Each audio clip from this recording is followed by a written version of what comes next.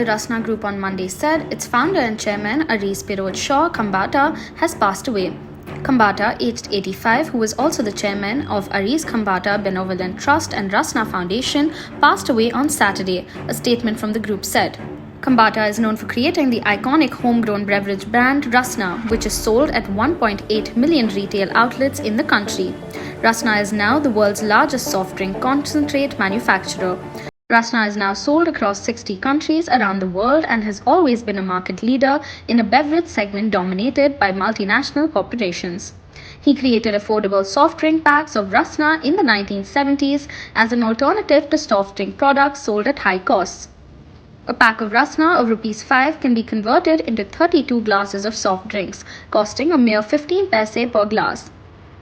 Rasna still enjoys a high recall, and the brand's I Love You Rasna campaign is still fresh in the minds of people who grew up in the 80s and 90s.